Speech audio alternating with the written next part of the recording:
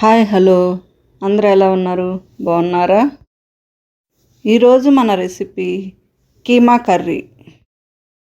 దానిని తయారు చేసుకోవడానికి ముందుగా స్టవ్ వెలిగించి ప్యాన్ పెట్టుకొని ప్యాన్లో 4 స్పూన్లు ఆయిల్ వేసుకోవాలి.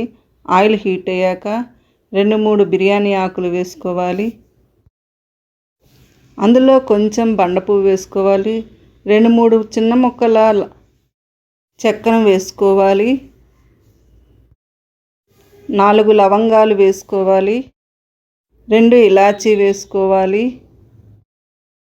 1/2 టేబుల్ స్పూన్ షాజీరా వేసుకోవాలి. అవన్నీ వేగుతూ ఉండగా 2-3 మీడియం సైజు పెద్ద ఉల్లిపాయలను సన్నగా ముక్కలు కట్ చేసుకొని అందులో వేసుకోవాలి.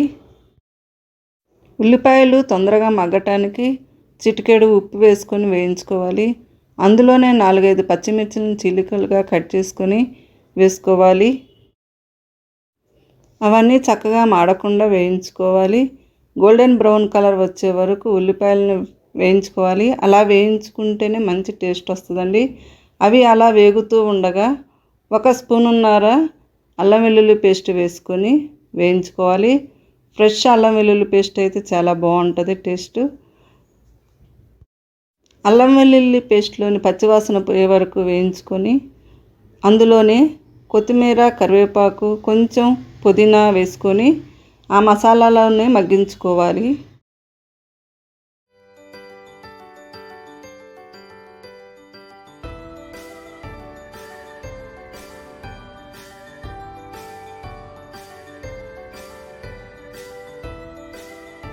ఇలా మసాలాలో వేసి వాటిని వేయించుకుంటే ఆ ఫ్లేవర్ చక్కగా మసాలా అంతటికి పట్టుకొని కమ్మగా ఉంటుంది.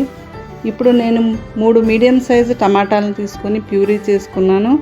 ఆ ప్యూరీని కూడా అందులో వేసుకొని అందులోని పచ్చివాసన పోయే వరకు వేయించుకున్నాం. టమాటాలను సన్నగా ముక్కలు కూడా కట్ చేసి వేయించుకోవచ్చండి. కానీ ప్యూరీ అయితే కర్రీ అంతటికి చక్కగా పట్టిద్ది. ప్యూరీలోని పచ్చిదనం పోయాక అందులో 1 టేబుల్ స్పూన్ పసుపు వేసుకోవాలి. అందులో 2 టేబుల్ స్పూన్ల కారం వేసుకోవాలి. 1/2 టేబుల్ స్పూన్ జీరా పౌడర్, 2 టేబుల్ స్పూన్ ధనియా పౌడర్ వేసుకొని మొత్తం చక్కగా కలుపుకోవాలి.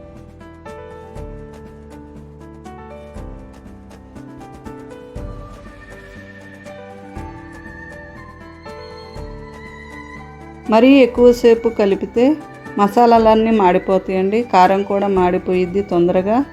అవి అలా వేగుతూ ఉండగా దానిలో మనం కడిగి ఉంచుకున్న కీమాను వేసుకొని చక్కగా మసాలాలన్నీ కీమాకి పట్టుకునే వరకు కలుపుకోవాలి. అందులోనే రుచికి తగినంత సాల్ట్ వేసుకొని మనం కలుపుకోవాలి. నేను కల్లుప్పు వేసుకున్నానండి.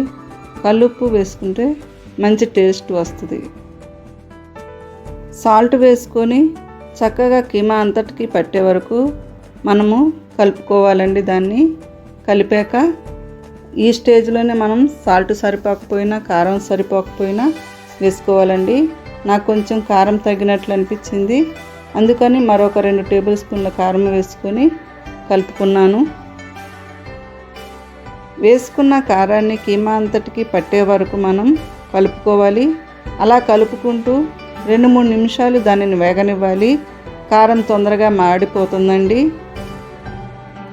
అలా మాడిపోకుండా నేను టీ గ్లాస్ అన్ని వాటర్ వేసుకొని దాన్ని కలుపుకొని కుక్కర్ మూత పెట్టుకొని 3 విజిల్స్ వచ్చే వరకు ఉడికించుకున్నానండి.